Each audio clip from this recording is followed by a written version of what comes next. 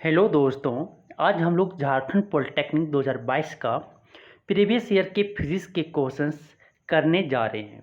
ये आपकी बहुत इंपॉर्टेंट होंगे। अगर आप एग्ज़ाम देने जा रहे हैं तो प्लीज़ आप ये वीडियो को ज़रूर देख के जाएं। आपके इससे रिलेटेड बहुत सारे क्वेश्चंस बना के आओगे। ठीक है, तो प्लीज़ आप 15 दिन या 20 दिन आपके एग्ज़ाम में जो बचे हैं उसमें आप फॉलो करें। मैं आपको जो टॉपिक अगर दिक्कत लगे तो आप कमेंट करके बताना, मैं ज़रूर उस पर वीडियो बनाएंगे। ठीक है, चलिए बिना लेट किए हुए स्टार्ट करते हैं फिजिक्स के क्वेश्चन सॉल्व करने की। ठीक है, करते हैं। तो चलिए, बिना आपका पहला क्वेश्चन दिख रहा है कि फिजिक्स का कि 101 a boy of mass 50 kg is standing on ground exerts a force of 500 Newton on the ground. The force exerted by the ground on the boy will be. मानो कि एक बॉय है सर, एक boy है। ठीक, एक boy एक ground पे जो है कितना फोर्स लगा रहा है, फोर्स ए कितना 500 न्यूटन लगा रहा है जो बॉय है। तो फोर्स जो है ग्राउंड के द्वारा बॉय पर कितना लगाएगा, वही अपोजिट, वही नॉर्मल और रिएक्शन है। नॉर्मल ऊपर लग रहा है, रिएक्शन उसका नीचे लग रहा है। रिएक्शन कौन दे रहा है sir, boy, Newton third law. ठीक है, नॉर्मल ऊपर लग रहा है तो ये भी इसका जितना आपको बॉय लगा रहा है ग्राउंड पे उतना ही ग्राउंड लगाएगा किस पे, बॉय पे लगाएगा। कितना लगाएगा, 500 न्यूटन लगाएगा। ठीक है, यहाँ पे न्यूटन्स थर्ड लॉ यूज होता है। क्या हो जाएगा, ऑप्शन डी हो जाएगा कि जितने अगर 50 kg मास के एक बॉय जो अगर आपके स्टैंड किए हुए ग्राउंड पे और एग्जैक्ट कितना फोर्स कर रहा है, 500 न्यूटन कर रहा है, ग्राउंड पर लगा रहा है, तो ग्राउंड भी उतना ही फोर्स लगाएगा किस पे, बॉय पे उतना ही फोर्स लगाएगा, सेम फोर्स लगाएंगे। तो कितना फोर्स लगाएगा, 500 न्यूटन ही लगाएगा सर। अब आता है क्या, ऑप्शन डी हो गया। अब आता है क्वेश्चन नंबर 102। 102 आपको बोलता है क्या, फिजिक्स का दूसरा क्वेश्चन है जो आपकी झारखंड पॉलिटेक्निक 2022 में आया हुआ है। The oscillation produced by a force of 5 Newton acting on a mass of 20 kg in metre पर सेकेंड स्क्वायर। कि oscillation कितना प्रोड्यूस करेगा, कि फोर्स कितना एक्ट कर रहा है, 5 न्यूटन एक्ट कर रहा है एक मास पे, कितना 20 kg मास पर। तो आपके फोर्स कितना दिया हुआ है सर, 5 न्यूटन दिया हुआ है, और आपका मास क्या दिया हुआ है, मास आपका 20 kg दिया हुआ है सर। क्या दिया हुआ है, 20 kg दिया हुआ है। oscillation हमें निकालना है, oscillation निकालना है तो फोर्स बराबर क्या होता है, मास इंटू एक्सेलरेशन। क्या होता है, मास इंटू एक्सेलरेशन। तो फोर्स कितना है सर, 5 है, इज इक्वल टू मास कितना है सर, 20 है। एक्सेलरेशन नहीं पता, ए नहीं पता, हमें निकालना है। क्या हो जाएगा, ए इज इक्वल टू आपका क्या हो जाएगा सर, 20 राइट साइड में क्या है, मल्टीप्लिकेशन में, तो लेफ्ट साइड में लेके जाएंगे तो क्या हो जाएगा, डिवीजन में चला जाएगा सर। तो क्या हो जाएगा, डिवीजन हो जाएगा, 5 1 जा 5, 5 4 जा 20, क्या आ गया, 1/4 आ गया। इसको जब डिवाइड करेंगे तो क्या जाएगा सर, 0.25। एक्सेलरेशन जो आ जाएगा आपका, एक्सेलरेशन इज इक्वल टू क्या हो जाएगा, 0.25 आपकी जो हो जाएंगे मीटर पर सेकेंड स्क्वायर हो जाएगा सर। 0.25 मीटर पर सेकेंड स्क्वायर हो जाएगा। क्या हो जाएगा, ऑप्शन सी हो जाएगा। क्या हो जाएगा, ऑप्शन सी हो जाएगा। तो एक्सेलरेशन का ऐसा यूनिट पूछे तो क्या बताओगे, मीटर पर सेकेंड स्क्वायर होता है सर, मीटर पर सेकेंड स्क्वायर। या इसको इसी तरह लिख सकते हैं, मीटर पर सेकेंड इनवर्स एस का पावर -2, इस तरह भी लिखते हैं। तो ये आपका ऐसा यूनिट हो गया एक्सेलरेशन का। फोर्स का ऐसा यूनिट क्या, न्यूटन होता है। मास का तो पता है क्या होता है, ऐसा यूनिट केजी होता है। ठीक है, अब आता है नेक्स्ट 103। क्वेश्चन नंबर 103 आपको बोलता है क्या, कि according to Kepler's law of planetary motion is. तो बोला है कि the distance between planet and sun, ठीक है, the cube of distance between, ठीक है, distance between, mean distance between planet and sun is directly proportional to a square of time covered to sweep the area, that part of area। ठीक है, sweep a time, जो बोला कि are cube जो आपका हो जाएगा, r cube directly proportional to time का स्क्वायर होता है सर। टाइम का स्क्वायर, स्क्वायर ऑफ टाइम का डायरेक्टली प्रोपोर्शनल होते हैं। कोई दिखा, ऑप्शन सी दिखा, ऑप्शन सी आपका करेक्ट हो जाएगा, ऑप्शन सी करेक्ट हो जाएंगे। अब आता है नेक्स्ट क्वेश्चन, क्वेश्चन नंबर 104। 104 आपको बोलता है कि the weight of an object at the centre of earth of radius r is. मानो कि एक रेडियस, अर्थ का रेडियस कितना है, आर है सर। तो सेंटर पे जो होगा, सेंटर पे आपका वेट क्या होगा। तो सेंटर पे जो इसका इक्वेटर, सेंटर पे उसका जो होगा, सेंटर पे वो आपका 0 वेट होगा सर। क्योंकि वहाँ पे acceleration due to gravity equator पे क्या होता है, 0 होता है, इसलिए उसका जो आपका acceleration due to gravity G जो है 0 हो गया, तो आपके जो वेट हो जाएगा, वेट का फॉर्मूला क्या होता है, mg होता है, m इंटू जी। तो मास कुछ भी हो, अगर आपका ठीक है रेडियस सेंटर पे जो आपका होगा वो आपका क्या 0 होगा सर, क्या हो जाएगा 0 वेट होगा, क्या हो जाएगा 0 वेट हो जाएगा, ऑप्शन ए हो जाएंगे। अब आता है next question, question number 105, which one of the following is not the unit of energy, कौन यूनिट ऑफ एनर्जी नहीं है। तो एनर्जी के ऐसा यूनिट जो होते हैं, यूनिट होते हैं सर, ये आपका जूल भी हो सकता है, जूल, ये अगर न्यूटन मीटर भी हो सकता है, एफ इंटू एस, एनर्जी का ऐसा यूनिट न्यूटन मीटर भी हो सकता है, क्योंकि वर्क डन और एनर्जी दोनों सेम है, दोनों सेम मतलब यूनिट सेम है, तो ये आपका न्यूटन, फोर्स इंटू डिस्प्लेसमेंट होता है तो न्यूटन इंटू मीटर, ये भी आपका क्या, ये आपका एनर्जी का यूनिट है, दूसरा यूनिट है। फिर उसके बाद किलोवाट, किलोवाट जो है सर, किलोवाट ये आपका किसका, पावर का है, किसका है, पावर का है। तो कौन यूनिट एनर्जी का नहीं है, किलोवाट, क्या हो जाएगा, ऑप्शन सी हो जाएंगे, क्या हो जाएंगे, ऑप्शन सी हो जाएगा। अब आता है नेक्स्ट क्वेश्चन, क्वेश्चन नंबर 106, 106 आपको बोलता है how much energy does a 100 watt electric bulb transfer in 1 minute, 1 minute में 100 वाट इलेक्ट्रिक बल्ब का कितना एनर्जी ट्रांसफर करेगा वो हमें बताना है। तो ये आपको क्या निकालना है, एनर्जी। तो एनर्जी बराबर क्या होता है सर, एनर्जी बराबर होता है power into time, power into time, या पी बराबर क्या होता है, energy, electrical energy by time taken, time, यही होता है ना। तो यहाँ से तो आप देखो ये बराबर पी इंटू टी, पी किस में होना चाहिए सर, वाट में होना चाहिए, और टाइम किस में होना चाहिए सर, सेकेंड में होना चाहिए। तो 1 मिनट दिया हुआ तो time is equal to 1 minute बराबर क्या हो जाएगा, 60 सेकेंड हो जाएगा, कितना हो जाएगा, 60 सेकेंड हो जाएगा। तो एनर्जी बराबर क्या हो जाएगा, पावर इंटू टाइम, पावर कितना है सर 100 वाट है, और टाइम कितना है सर 60 सेकेंड है। तो यहाँ से मल्टीप्लाई करेंगे तो 60 इंटू 100 क्या हो जाएगा, 6000 वाट, सॉरी आपके जूल हो जाएंगे, 6000 जूल हो जाएगा, क्या हो जाएगा, ऑप्शन डी हो जाएगा सर, ऑप्शन डी हो जाएगा। तो आपको ये पता होना चाहिए था एनर्जी बराबर क्या होता है, power into time, power into time.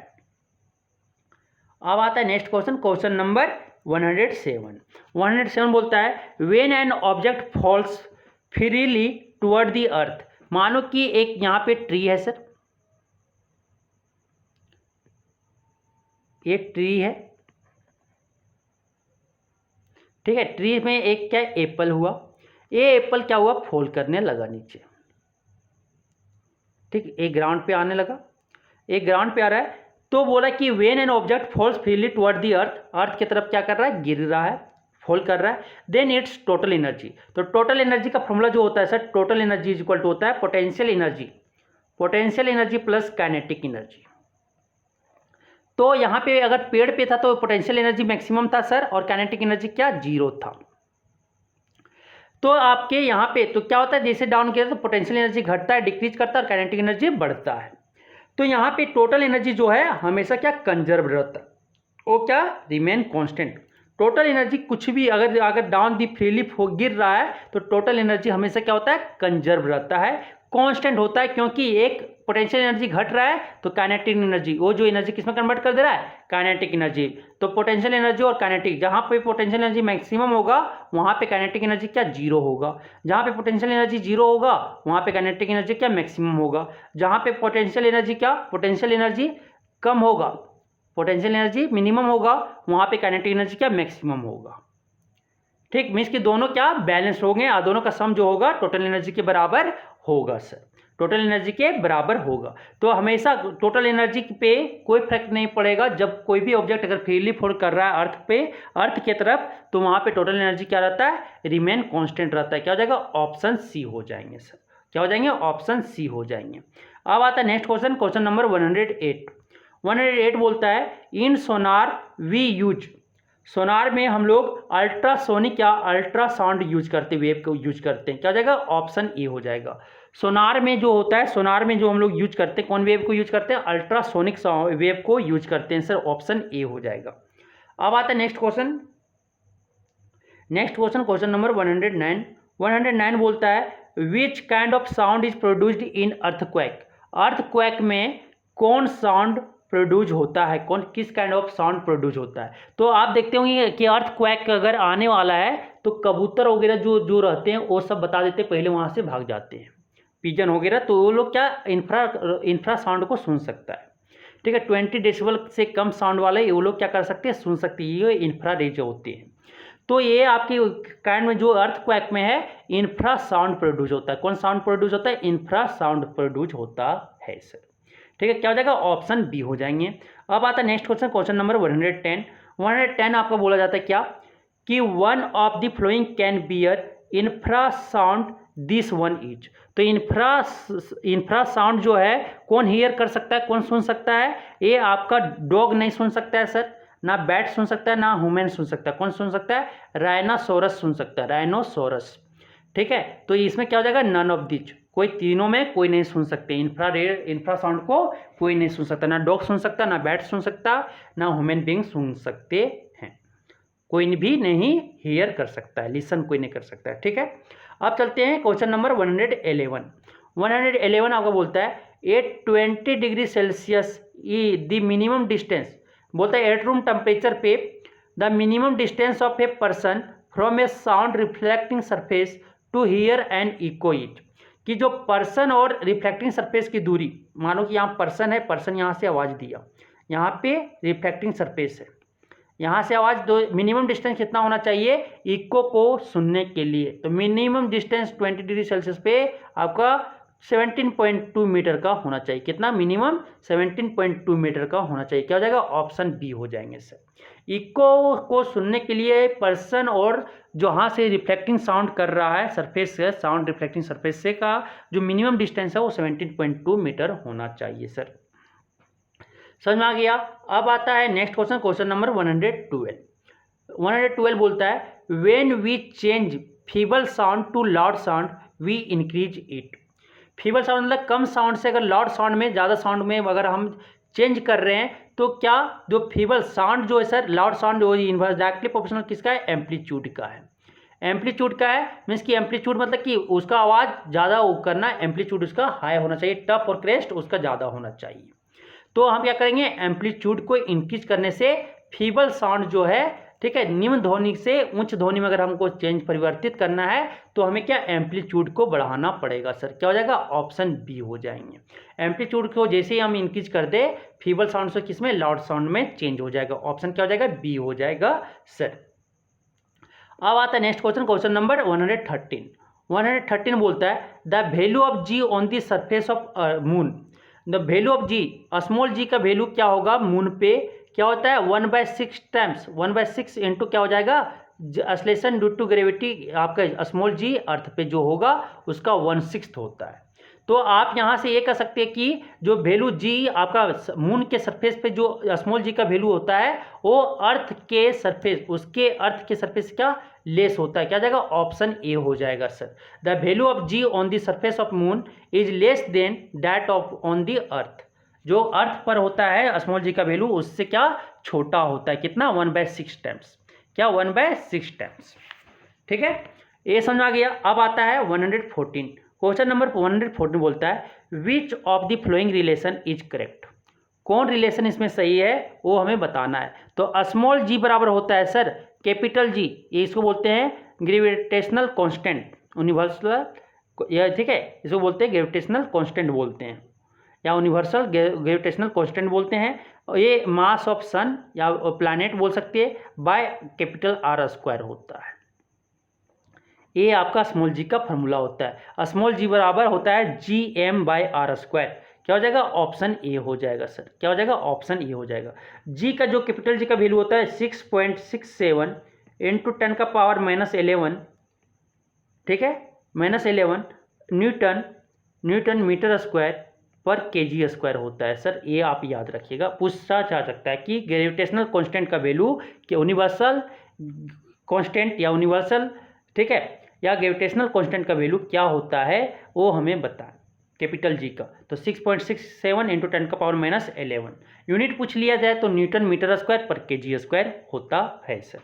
ठीक है, acceleration due to gravity small g का वैल्यू पूछ ले तो क्या होता है 9.8 होता है सरफेस पे, अर्थ के सरफेस पे। ठीक है, पोल पे मैक्सिमम होता है और इक्वेटर पे क्या होता है, 0 होता है। स्मॉल जी का वैल्यू जो होता है, इसका ऐसा यूनिट क्या होता है, मीटर पर सेकेंड स्क्वायर होता है स्मॉल जी का। ये समझ आ गया। अब आता है क्वेश्चन नंबर 115।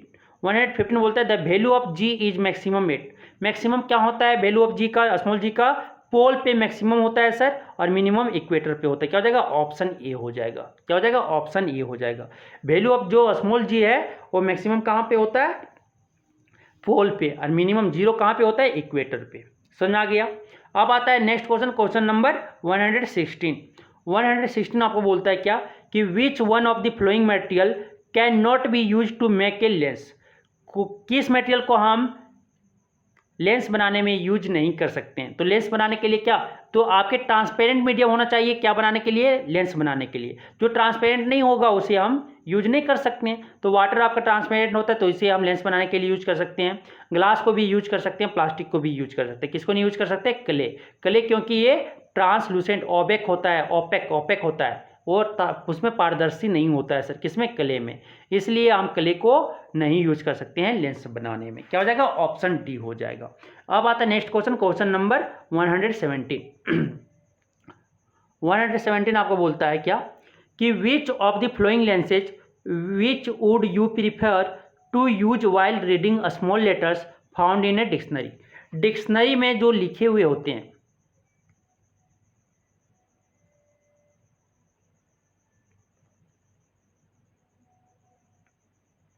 ठीक है, डिक्शनरी में जो लिखा हुआ होता है, तो ये तो आप कन्वेक्स लेंस में, कन्वेक्स लेंस का अगर फोकस, उसका फोकल लेंथ, ठीक है, फोकल लेंथ कम हो, अगर फोकल लेंथ कम हो और कन्वेक्स लेंस हो, तो उसमें से हम क्या कर सकते हैं, स्मॉल लेटर को पढ़ने में ईजी से हम क्या कर सकते हैं, पढ़ सकते हैं। क्या होना चाहिए, फोकल, कन्वेक्स लेंस का फोकल लेंथ कम होना चाहिए। तो ये क्या करेगा, फोकल लेंथ जैसे कम होगा उसका हम क्या, उसके क्या, उस ज़्यादा हम पढ़ सकते हैं। तो क्या हो जाना चाहिए, एक convex lens of focal length 5 centimetre. क्या हो जाएगा, ऑप्शन सी हो जाएगा। कि डिक्शनरी के स्मॉल लेटर्स को पढ़ने के लिए किसका, कौन लेंस यूज करेंगे, कन्वेक्स लेंस को यूज करेंगे, जिसका फोकल लेंथ क्या हो, मिनिमम हो, कम हो। तो ये convex lens of focal length 5 centimetre, क्योंकि उसका पावर ज़्यादा होना चाहिए। पावर क्या होना चाहिए, प्लस में डायप्टर होना चाहिए। तो अगर फोकल लेंथ कम है तो पावर ज़्यादा होगा, तो उससे हम क्या, ज़्यादा स्मॉल लेटर को इजीली पढ़ सकते हैं। क्या हो जाएगा, ऑप्शन सी हो जाएंगे सर। समझ आ गया। अब आता है नेक्स्ट क्वेश्चन, क्वेश्चन नंबर 118। 118 का बोलता है the lens formula is. Lens formula जो होता है sir 1/f is equal to 1/v minus 1/u होता है। लेंस फार्मूला जो होता है 1/f is equal to 1/v minus 1/u होता है। क्या हो जाएगा, ऑप्शन ए हो जाएगा। 1/v minus 1/u is equal to 1/f होता है। क्या हो जाएगा, ऑप्शन ए हो जाएगा। क्वेश्चन नंबर 119 बोलता है क्या, कि the least distance of distinct vision for a young adult with normal vision is about. कि लीस्ट डिस्टेंस डिस्टिंक्ट विजन का, जो यंग एडल्ट जो नॉर्मल विजन है उसका कितना लीस्ट डिस्टेंस होना चाहिए, 25 सेंटीमीटर।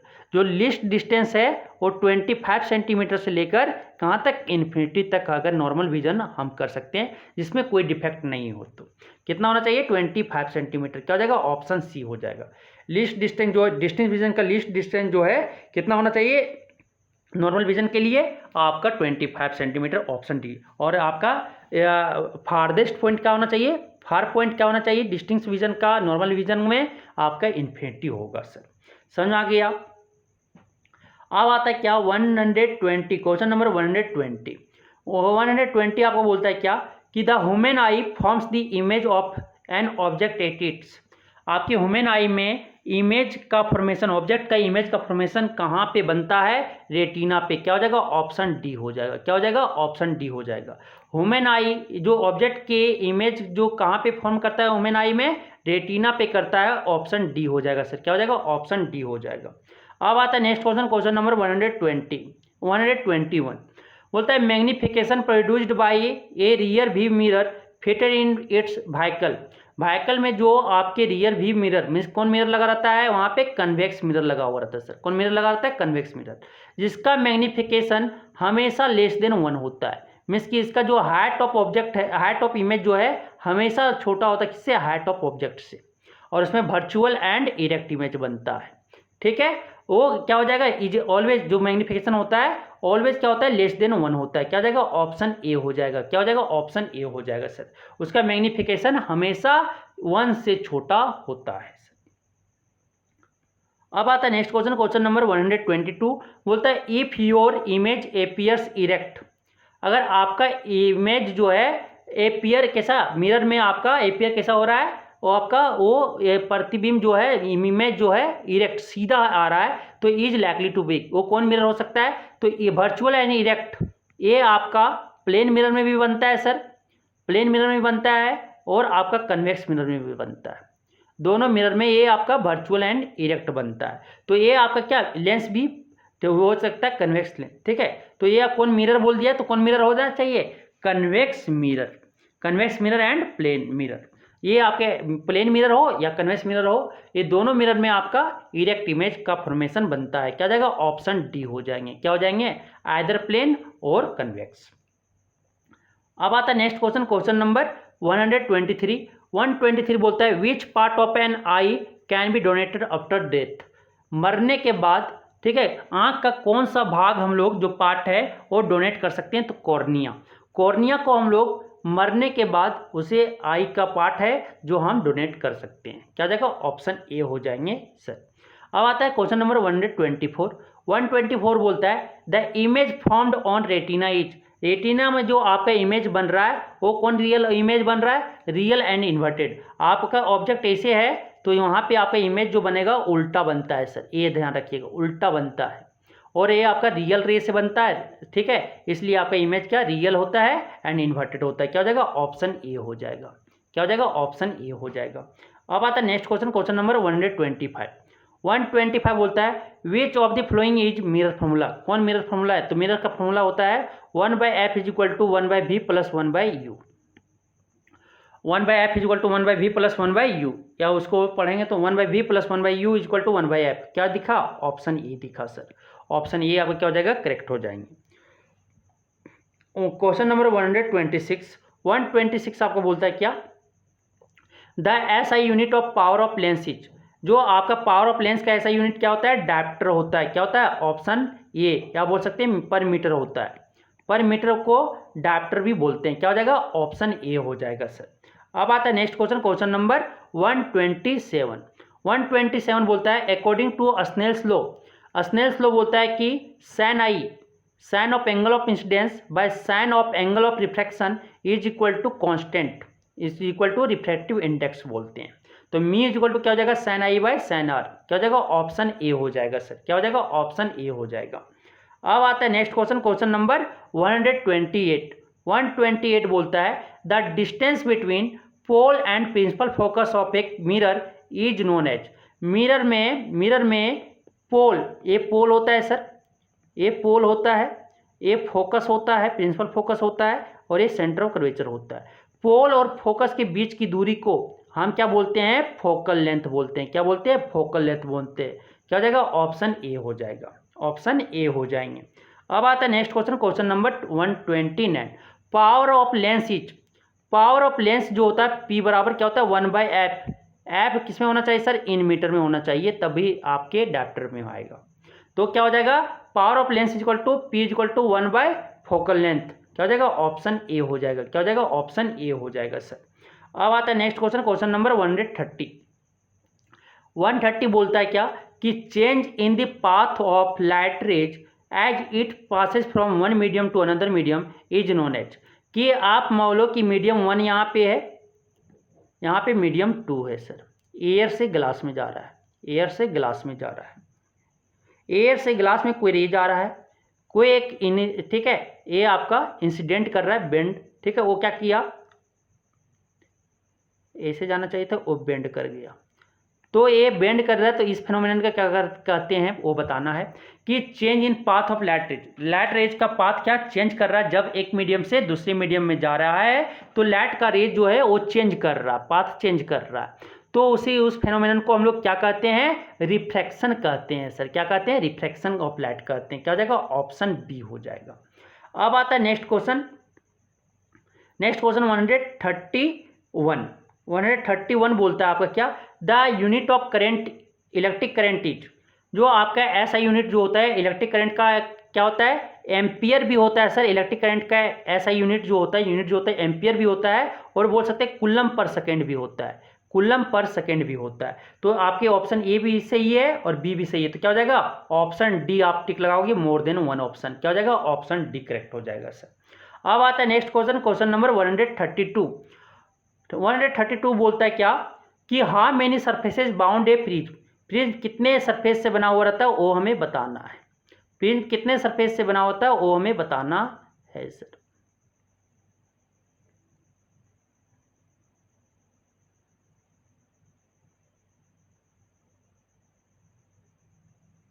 तो यहां से देखो ये फेस गिनो, फेस यहां से गिन सकती हो, गिनिए।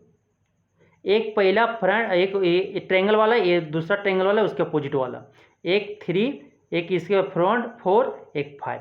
कितने फेस से बाउंड है, ये 5 सरफेस से बाउंड है।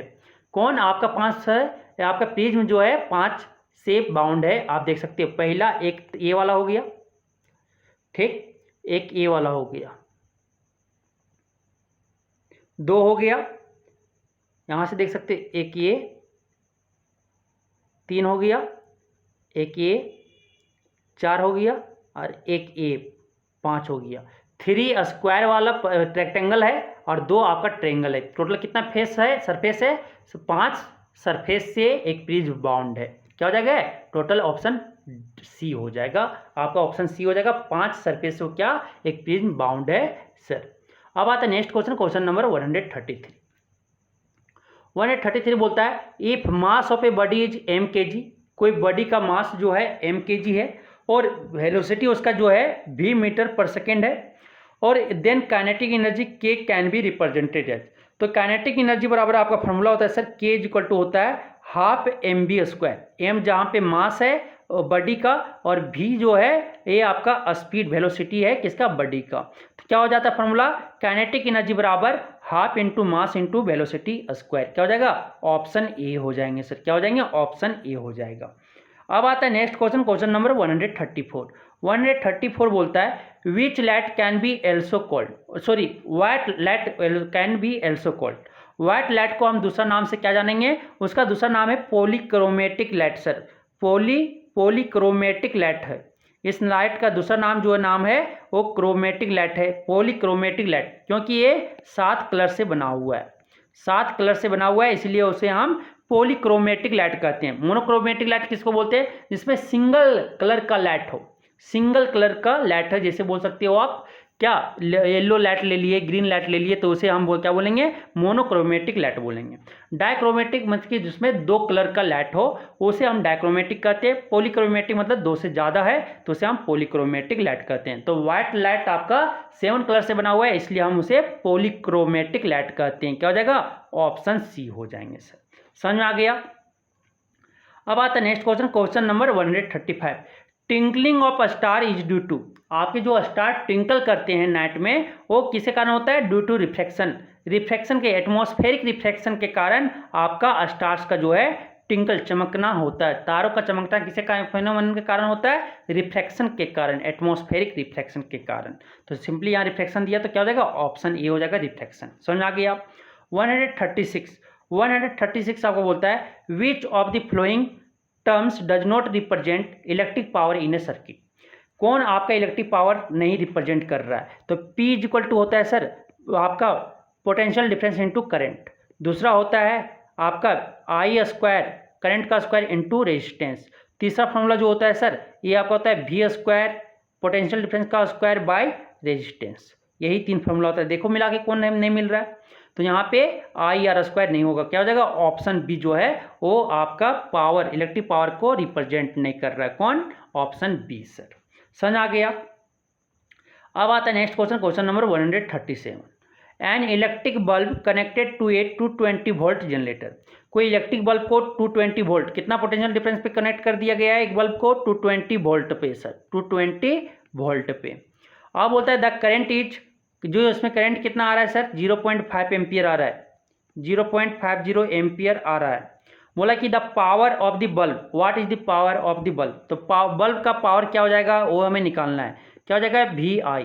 पावर इक्वल टू क्या होता है पोटेंशियल डिफरेंस इनटू करंट, तो पोटेंशियल डिफरेंस कितना है सर 220 वोल्ट है इनटू करंट कितना है सर 0.50 एम्पियर है। मल्टीप्लाई करोगे तो यहाँ से आपका आ जाएगा 110.00, ये आपका आ जाएगा वाट में। तो क्या आ जाएगा 110 वाट हो जाएगा, क्या हो जाएगा ऑप्शन ए हो जाएगा सर। जब मल्टीप्लाई करोगे दोनों को तो कितना आ जाएगा 110 वाट आ जाएगा, क्या हो जाएगा ऑप्शन ए हो जाएंगे। अब आता है नेक्स्ट क्वेश्चन, क्वेश्चन नंबर 138। 138 आपको बोलता है according to Ohm's law which is correct. तो अकॉर्डिंग टू ओम्स लॉ क्या होता है, potential difference is equal to क्या होता है current into electric current into resistance, या दूसरा बोल सकते हैं करंट बराबर क्या हो जाता है पोटेंशियल डिफरेंस बाय रेजिस्टेंस। ये दोनों सही है तो क्या हो जाएगा मोर देन 1। ऑप्शन आपका जो है ऑप्शन डी करेक्ट है सर, क्योंकि आपका ए ऑप्शन भी सही है और बी सही है, इसलिए मोर देन 1 ऑप्शन सही हो जाएगा। समझ में आ गया। अब आता है नेक्स्ट क्वेश्चन, क्वेश्चन नंबर 139। 139 आपका बोलता है क्या कि when several resistors are connected in series, बहुत सारा रेजिस्टेंस को किस में कनेक्ट कर दिया गया है सीरीज में कनेक्ट कर दिया गया है, तो इक्विवेलेंट रेजिस्टेंस क्या होगा इज इक्वल टू क्या होगा वो हमें बताना है। तो मानो एक रेजिस्टेंस, दो रेजिस्टेंस, तीन रेजिस्टेंस है, R1 है, R2 है, किस में कनेक्टेड है sir end to end connection को क्या बोलते हैं सीरीज कनेक्शन बोलते हैं। तो सीरीज में R इक्विवेलेंट बराबर क्या हो जाता है, सिंपली उसको एडिशन कर दो सीरीज में R1 plus R2 plus R3, यही फॉर्मूला हो जाता है सर। तो क्या हो जाएगा ऑप्शन ए आपका करेक्ट हो जाएगा, R is equal to R1 plus R2 plus R3 हो जाएंगे। समझ में आ गया। अब चलते हैं नेक्स्ट क्वेश्चन, क्वेश्चन नंबर 140। 140 आपको बोलता है क्या विच of the following is not a vector quantity. Vector quantity किसको बोलते हैं सर, वेक्टर क्वांटिटी उसको बोलते हैं जिसमें डायरेक्शन भी हो और मैग्नीट्यूड भी हो, डायरेक्शन एंड मैग्नीट्यूड दोनों हो। जैसे 5 किलोमीटर हमको जाना है किधर ईस्ट के डायरेक्शन में, तो ये आपका क्या वेक्टर क्वांटिटी, यहाँ ईस्ट का डायरेक्शन भी दे दिया गया है, ईस्ट डायरेक्शन में जाना है और मैग्नीट्यूड कितना 5 किलोमीटर, तो ये आपका क्या वेक्टर क्वांटिटी है। तो डिस्प्लेसमेंट आपका वेक्टर क्वांटिटी है सर, आपका वेलोसिटी भी वेक्टर क्वांटिटी है, एक्सेलरेशन भी वेक्टर क्वांटिटी, और स्पीड आपका क्या स्केलर क्वांटिटी, क्या हो जाएगा ऑप्शन बी। स्पीड में सिर्फ आपका मैग्नीट्यूड पता होता है, डायरेक्शन नहीं पता होता है, इसलिए आपका वेक्टर क्वांटिटी, स्पीड आपका वेक्टर क्वांटिटी नहीं है, वो क्या स्केलर क्वांटिटी है सर। समझ आ गया। अब चलते हैं नेक्स्ट क्वेश्चन, क्वेश्चन नंबर 141। 141 आपका बोलता है क्या कि which of the flowing could not be unit of oscillation. तो यूनिट ऑफ ऑसिलेशन क्या नहीं हो सकता है, तो आपके लेंथ और क्या पर टाइम स्क्वायर होना चाहिए, यही होता है ना, यही होता है ना फॉर्मूला ऑसिलेशन का, यही होता है। तो यहाँ किलोमीटर पर सेकेंड स्क्वायर ये आपका यूनिट हो जाएगा किसका ऑसिलेशन का, देखो लेंथ आ गया और ये टाइम आ गया। सेंटीमीटर पर सेकेंड स्क्वायर ये भी आपका क्या, ये भी आपका यूनिट आ गया, सेंटीमीटर आपका लेंथ हो गया और टाइम आपका सेकेंड स्क्वायर में हो गया, ये भी क्या ऑसिलेशन का यूनिट है।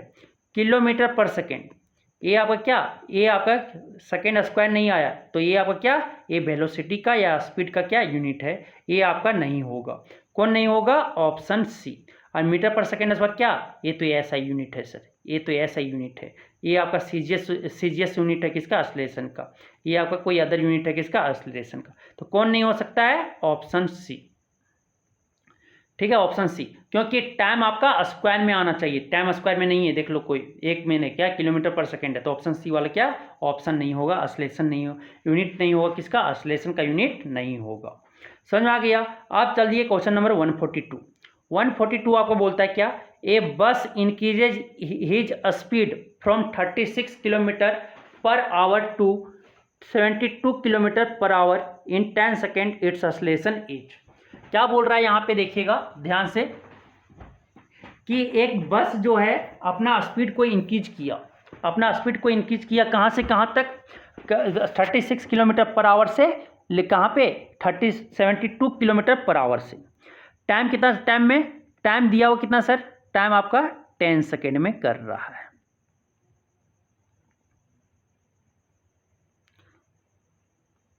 सेकेंड में कर रहा है। अब इनिशियल स्पीड क्या है सर, यू को इनिशियल स्पीड कहते हैं, यू कितना है सर 36 किलोमीटर पर आवर है, 36 किलोमीटर पर आवर है। इसको अगर आप ये ध्यान रखिएगा किलोमीटर पर आवर से, किलोमीटर पर आवर से, ये आप याद रखिएगा किलोमीटर पर आवर से अगर हम चेंज कर रहे हैं किसमें, मीटर पर सेकेंड में, तो क्या करना, सिंपली करना 5/18 से मल्टीप्लाई कर देना, जो दिया रहेगा वो 5/18 से मल्टीप्लाई कर देना। और अगर मीटर पर सेकेंड से किलोमीटर पर आवर में चेंज कर रहे हैं, मीटर पर सेकेंड से किलोमीटर पर आवर में चेंज कर रहे हैं, तो क्या कर देना, सिंपली जो ये आपका दिया रहेगा उसको 18/5 से मल्टीप्लाई कर देना, इंटू 18/5 कर देना, ये ध्यान रखना। तो यहाँ 36 किलोमीटर पर आवर दिया हुआ है, तो इसे हम मीटर पर सेकेंड में चेंज करेंगे तो क्या करेंगे, 36 इंटू 5/18, 5/18, तो 18 टू क्या हो जाएगा 36 हो जाएगा, तो 2 इंटू 5 क्या हो जाएगा 10 मीटर पर सेकेंड हो जाएगा सर, 10 मीटर पर सेकेंड हो जाएगा। आप देखो फाइनल वेलोसिटी कितना 36 से कितना 72 जा रहा है, तो फाइनल वेलोसिटी क्या हो जाएगा 72 किलोमीटर पर आवर है सर। ठीक है, आप इसको केस में मीटर पर सेकेंड में चेंज कर लेते हैं, क्योंकि मीटर पर सेकेंड में मेरा आंसर दिया हुआ है, इसलिए मीटर पर सेकेंड में चेंज करना पड़ेगा। तो क्या करेंगे ना पड़ेगा 5/18, तो 18 4 जा 72, 18 4 जा 72, तो 5 4 जा क्या हो जाएगा 20 मीटर पर सेकेंड हो जाएगा, 20 मीटर पर सेकेंड हो जाएगा। तो फाइनल वेलोसिटी कितना है 20 मीटर पर सेकेंड, और इनिशियल वेलोसिटी कितना है 10 मीटर पर सेकेंड, और कितना टाइम लग रहा है उसमें चेंज करने के लिए, इनिशियल से फाइनल में जाने में आपका 10 सेकेंड। क्या निकालना है, एक्सेलरेशन हमें निकालना है, ये निकालना है सर। तो हमें पता है क्या, मोशन का फर्स्ट लॉ अगर बोलता है, फर्स्ट लॉ ऑफ मोशन क्या बोलता है, बोलता है कि v = u + at, यही फार्मूला बोलता है ना, यही फार्मूला बोलता है, v = u + at। v आपका फाइनल वेलोसिटी है, u आपका इनिशियल वेलोसिटी है, a आपका क्या है, a आपका एक्सेलरेशन है, और टाइम t क्या है, टाइम है। a = दूसरा में लिख सकते हैं, a = v - u/t। ये भी क्या है, change in velocity with respect to time is called acceleration, यही तो फार्मूला है सर। तो यहाँ से क्या है, एक्सेलरेशन निकाल सकते हैं। फाइनल वेलोसिटी कितना है 20 है, 20 मीटर पर सेकेंड, माइनस u कितना है सर आपका 10 मीटर पर सेकेंड है, बाय टाइम कितना है 10 है, तो 20 में 10 गया तो कितना बचेगा 10 बचेगा, बाय क्या 10 बचेगा, 10 0 से 0 क्या कैंसिल, क्या आ गया 1 मीटर पर सेकेंड स्क्वायर आ गया सर, 1 मीटर पर सेकेंड स्क्वायर। कहीं दिखा ऑप्शन, ऑप्शन डी दिखा, ऑप्शन डी क्या हो जाएगा, करेक्ट हो जाएगा। अब आता है नेक्स्ट क्वेश्चन, क्वेश्चन नंबर 143 बोलता है कि the slope of speed time graph gives, यहाँ मानो स्पीड है सर, स्पीड है, ये मानो टाइम है, टाइम किस में है सर सेकेंड में है, स्पीड किस में है सर, स्पीड आपका मीटर पर सेकेंड में है, मीटर पर सेकेंड में। ये आपका स्लोप आ रहा है सर, ये आपका स्लोप क्या देता है सर, स्लोप आपका एक्सेलरेशन देता है, स्लोप आपका क्या देता है, स्पीड टाइम का स्लोप आपका जो है सर वो क्या देता है, एक्सेलरेशन देता है। स्पीड और टाइम का अगर स्लोप नहीं पूछे तो क्या देता है, आपका एक्सेलरेशन देता है, क्या जाएगा ऑप्शन सी। यही बोले area of the speed time graph, अगर एरिया स्पीड टाइम ग्राफ का एरिया देखे तो क्या देता है, आपका डिस्टेंस देता है।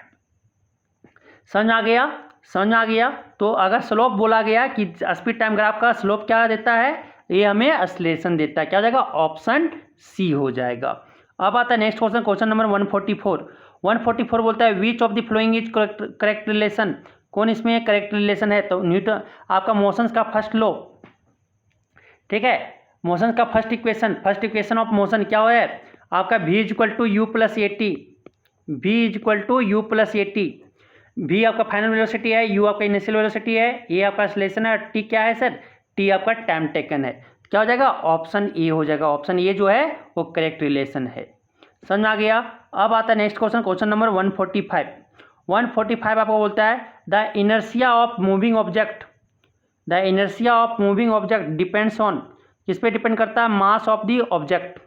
इनर्शिया ऑफ जो मूविंग बॉडी, अगर कोई बॉडी मूव कर रहा है तो इसका इनर्शिया किस पे डिपेंड करता है, मास ऑफ ऑब्जेक्ट। कोई भी इनर्शिया, ठीक है, इनर्शिया कोई भी मूविंग ऑब्जेक्ट का इनर्शिया जो है किस पे डिपेंड करता है, उसका मास पे डिपेंड करता है, कि उसका मास कितना है उस पे डिपेंड कर रहा है। तो इनर्शिया डायरेक्टली प्रोपोर्शनल जो होता है किसका होता है, मास का होता है सर, क्या हो जाएगा ऑप्शन सी हो जाएगा, जिसका मास सबसे ज़्यादा उसका इनर्शिया सबसे ज़्यादा। समझ आ गया।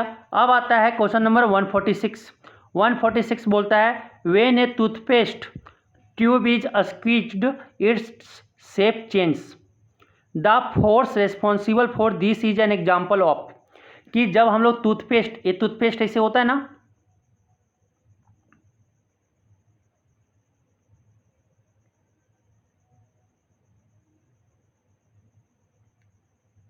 टूथपेस्ट ऐसे होता है, तो टूथपेस्ट में अगर हम उस पर स्क्वीज करते हैं, उसको दबाते हैं, ठीक है। टूथपेस्ट को जब दबाया जाता है तो उसपे उसका आकार जो है, शेप जो है वो चेंज कर जाता है। तो वहाँ पे कौन फोर्स रिस्पॉन्सिबल है और ये किसका एग्जाम्पल, किस फोर्स का एग्जाम्पल है? तो वहाँ पे बैलेंस्ड फोर्स लग रहा है सर। कौन फोर्स? बैलेंस्ड फोर्स लग रहा है, इसलिए उसका शेप चेंज हो जाता है और फिर जैसे आप छोड़ते हैं वो क्या, उसका अपने शेप में आ जाता है। तो वहाँ पे कौन फोर्स लग रहा है? बैलेंस्ड फोर्स लग रहा है। क्या हो जाएगा? ऑप्शन ए लग जाएगा, क्योंकि उसका शेप चेंज करने का, स्क्वीज करते हैं जब टूथपेस्ट को तो उसका शेप क्या होता है? चेंज हो जाता है। चेंज होने का जो फोर्स वहाँ पे रिस्पॉन्सिबल है वो किसका एग्जाम्पल है? ये कौन सा बल उत्तरदायी है? उसका बैलेंस फोर्स के उत्तरदायी।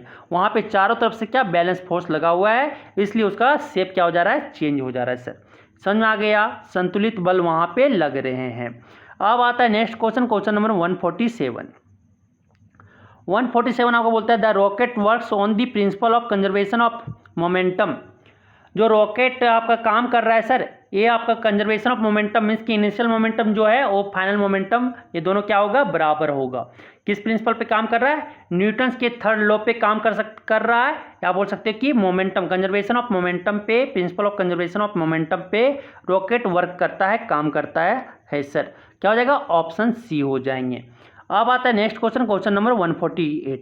148 बोलता है 1 newton is equal to, 1 newton आपका जो है सर, ये आपका क्या, ये आपका 1 न्यूटन जो है आपका एसआई यूनिट है, ठीक है, और डाइन जो है आपका सीजीएस यूनिट है। तो 1 न्यूटन बराबर होता है 1 न्यूटन बराबर होता है 10⁵ डाइन। कैसे निकाल सकते हो? देखो, भूल जाएंगे तो निकालने के लिए क्या होता है फॉर्मूला? मास इंटू एक्सेलरेशन होता है, यही होता है ना, mass into acceleration, mass into acceleration होता है। तो आपके यहाँ पे मास इंटू एक्सेलरेशन होता है फॉर्मूला। तो मास यहाँ पे क्या 1 न्यूटन है, तो 1 केजी लिया गया है, 1 केजी लिया गया है, और एक्सेलरेशन कितना लिया गया है? 1 मीटर पर सेकेंड स्क्वायर लिया गया है। तो यहाँ से आप F इज इक्वल टू कैसे निकालोगे? डाइन में चेंज करना है हमको सीजीएस यूनिट में। तो 1 केजी है और क्या है? इंटू 1 मीटर पर सेकेंड स्क्वायर है। तो हमें सीजीएस यूनिट में क्या, ये सेंटीमीटर केजी में को ग्राम में करना पड़ेगा। तो क्या हो जाएगा? 1000, 1 केजी बराबर 1000 ग्राम होता है, इंटू 1 मीटर को किस में चेंज कर देंगे? सेंटीमीटर में चेंज करेंगे तो क्या हो जाएगा? 100 सेंटीमीटर। सेकेंड को सेकेंड में ही रहने देते हैं। अब 1000 इंटू 100 क्या हो जाएगा? 10⁵ हो जाएगा। क्या हो जाएगा? यहाँ पे ग्राम सेंटीमीटर पर सेकेंड स्क्वायर आ गया। तो इसको क्या बोलते हैं? ग्राम सेंटीमीटर पर सेकेंड स्क्वायर को हम डाइन भी लिख सकते हैं। तो 10⁵ डाइन आ गया। तो 1 न्यूटन बराबर आपका क्या हो जाएगा? 10⁵ डाइन आ जाएगा सर। क्या हो जाएगा? ऑप्शन ए हो जाएंगे। अब आ जाता है नेक्स्ट क्वेश्चन, क्वेश्चन नंबर 49 कि the unit of momentum is. तो मोमेंटम का फॉर्मूला जो होता है पी से डिनोट करते हैं सर। पी इक्वल टू होता है m into velocity, mass into velocity. तो मास का ऐसा यूनिट क्या होता है? केजी होता है, और वेलोसिटी का क्या होता है? मीटर पर सेकेंड होता है। तो यहाँ से याद रख सकते हैं क्या? केजी मीटर पर सेकेंड। कोई दिख रहा है? ऑप्शन बी हो जाएगा। क्या हो जाएगा? ऑप्शन बी हो जाएंगे सर। अब आता है नेक्स्ट क्वेश्चन, क्वेश्चन नंबर 150। 150 बोलता है आपका rate of change of momentum is equal to, आपका जो rate of change of momentum जो होता है ये आपका किसके बराबर होता है सर? आपका फोर्स के बराबर होता है। ये आपका न्यूटन्स का सेकेंड लॉ है। न्यूटन सेकेंड लॉ बोलता है the rate of change of momentum is directly proportional to force. ठीक है, ये किसके बराबर होता है? फोर्स के बराबर होता है। तो rate of change of momentum is equal to किसके बराबर होगा? फोर्स के बराबर हो जाएगा। क्या हो जाएगा? ऑप्शन बी ए हो जाएगा सर। तो इस तरह से हम देखें कि जितने भी इंपॉर्टेंट क्वेश्चन थे, ठीक है, 2022 के झारखंड पॉलिटेक्निक में आया हुआ, वो हम आप लोग के सामने सीरीज लाने की कोशिश किए। अगर किन्हीं को किसी तरह का कोई भी दिक्कत है रिलेटेड आपकी झारखंड पॉलिटेक्निक से, तो आप अदर बिहार पॉलिटेक्निक हो या यूपी पॉलिटेक्निक हो या कोई भी पॉलिटेक्निक से, तो बेहिचक आप कमेंट करके पूछ सकते हो। ठीक है, थैंक यू।